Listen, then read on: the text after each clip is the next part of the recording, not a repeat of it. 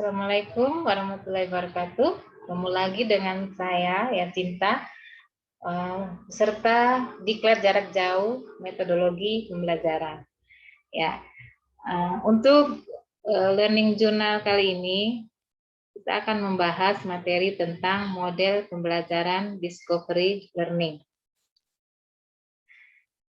Yang pertama, landasan hukum adalah Permendikbud nomor 37 tahun 2018. Jadi untuk memenuhi kebutuhan dasar peserta didik dalam mengembangkan kemampuannya di era digital terkait KI dan KD kurikulum 2013. Yang kedua, KMA nomor 183 tahun 2019. Nah, mengapa perlu model pembelajaran? Guru perlu menguasai dan dapat menerapkan berbagai strategi pembelajaran yang digunakan dengan pendekatan metode dan teknik pembelajaran yang spesifik.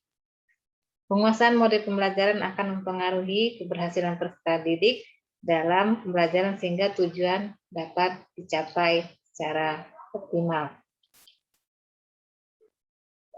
Ya, pengertian dari discovery learning yaitu suatu model untuk mengembangkan cara belajar siswa aktif dengan menemukan sendiri, menyelidiki sendiri, maka hasil yang diperoleh akan setia dan tahan lama dalam ingatan, tidak akan mudah dilupakan siswa.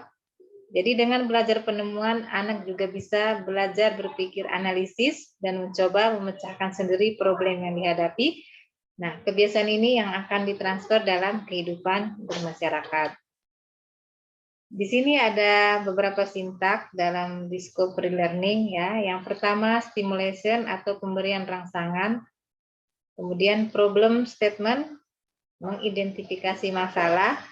Kemudian ada data collection atau pengumpulan data.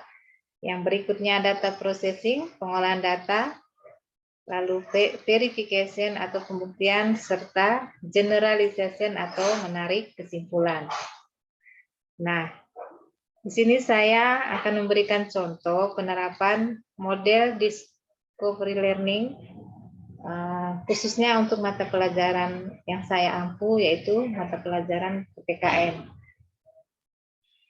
Kompetensi dasar yang saya ambil yang 1.5 menanggapi pendapat secara jujur tentang pentingnya kerjasama dalam berbagai bidang kehidupan di masyarakat. 2.5-nya menghargai pendapat tentang arti pentingnya kerjasama dalam berbagai bidang kehidupan di masyarakat. Kemudian 3.5 menganalisis bentuk-bentuk kerjasama dalam berbagai bidang kehidupan di masyarakat. Sedangkan untuk kompetensi keterampilannya yaitu menunjukkan bentuk-bentuk kerjasama di berbagai bidang kehidupan masyarakat. Kemudian yang berikut adalah indikator pencapaian kompetensi. Untuk IPK kuncinya yaitu menganalisis macam-macam kerjasama dalam berbagai ruang di masyarakat. Nah, selanjutnya IPK penunjang, menguraikan manfaat kerjasama dalam kehidupan masyarakat, kemudian memahami pentingnya kerjasama dalam masyarakat, menguraikan berbagai bentuk kerjasama dalam kehidupan sehari-hari. Sedangkan untuk keterampilannya, berperilaku tanggung jawab dalam bekerja sama di berbagai bidang kehidupan masyarakat, meneladani perilaku kerjasama yang didapatkan dalam lingkungan kehidupan, dan yang terakhir memaparkan hasil diskusi kelompok di depan kelas mengenai berbagai bentuk kerjasama di masyarakat serta contoh-contohnya. Nah, untuk tujuan pembelajaran, ya, melalui kegiatan pembelajaran menggunakan model discovery learning yang menuntun peserta didik untuk mengamati atau membaca permasalahan, menuliskan penyelesaian dan mempresentasikan hasilnya di depan kelas. Peserta didik diharapkan mampu menyelesaikan masalah kontekstual selama mengikuti proses pembelajaran ini. Peserta didik diharapkan mengetahui bentuk-bentuk kerjasama dalam berbagai bidang kehidupan di masyarakat dengan rasa percaya diri. Ya, kemudian langkah-langkah pembelajaran. Ya, ada 3, mulai dari pendahuluan, kegiatan inti, dan penutup. Di bagian pendahuluan, Guru membuka pembelajaran dengan salam, lalu berdoa dan mengecek kehadiran siswa.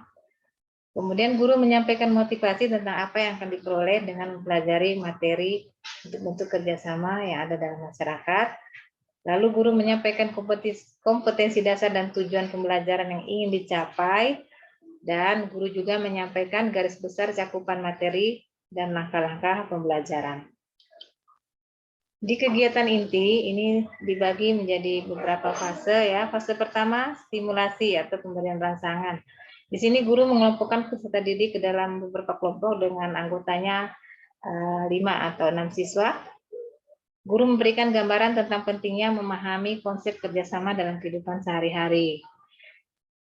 Masuk di fase 2 yaitu problem statement, mengidentifikasi masalah. Di sini siswa diminta untuk membaca dan mengamati bahan ajar berupa materi, PDF, atau gambar untuk dapat dikembangkan oleh siswa yang berhubungan dengan memahami bentuk-bentuk kerjasama dalam berbagai bidang kehidupan masyarakat. Ya, selanjutnya fase 3, pengumpulan data.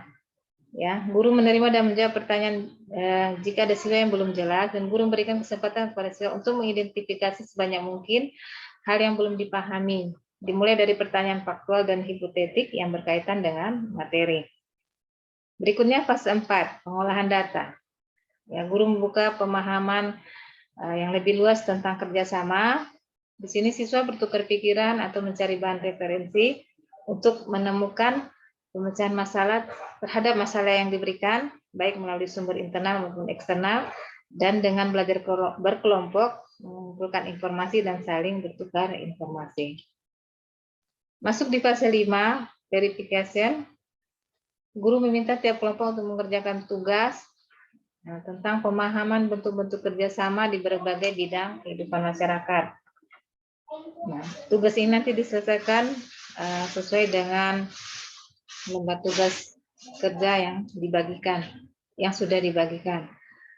Selama siswa bekerja dalam kelompok, guru memperhatikan dan mendorong semua siswa untuk terlibat aktif dalam diskusi. Di fase terakhir, yang keenam, yaitu generalization atau menarik kesimpulan. Salah satu kelompok diskusi, walaupun tidak harus yang terbaik, diminta untuk mempresentasikan hasil diskusinya, dan kelompok lain menanggapi dan menyempurnakan apa yang sudah dipresentasikan. Lalu guru mengumpulkan semua hasil diskusi tiap kelompok. Kemudian juga guru mengarahkan semua siswa pada kesimpulan dari materi yang sudah dibahas atau dipresentasikan. Nah, di bagian penutup, guru meminta siswa menyimpulkan tentang bentuk-bentuk kerjasama di berbagai bidang kehidupan masyarakat. Kemudian guru juga memberikan tugas mandiri berupa resume atau jurnal pembelajaran tentang materi hari ini berupa video dan dikirim melalui link. Guru memberikan arahan kepada siswa tentang materi pada pertemuan berikutnya. Ya, berikutnya adalah penilaian hasil pembelajaran. Aspek yang dinilai. Ada 3, aspek sikap atau ranah sikap. Terlibat aktif dalam pembelajaran konsep bentuk-bentuk kerjasama dalam masyarakat. Kemudian ini yang diamati ya. Kemudian bekerja sama dalam kegiatan kelompok, adanya sikap toleran terhadap proses pemecahan masalah yang berbeda dan kreatif. Untuk bagian atau ranah pengetahuan, itu menjelaskan kembali bentuk-bentuk kerjasama di berbagai bidang dalam kehidupan masyarakat. Sedangkan aspek keterampilan adalah nanti terampil menunjukkan bentuk-bentuk kerjasama dalam kehidupan masyarakat sehari-hari, kemudian adanya penyelesaian portofolio dan tugas ya harus diselesaikan baik secara individu maupun kelompok. Demikianlah jurnal pembelajaran kali ini. Sekian dan terima kasih. Wassalamualaikum warahmatullahi wabarakatuh.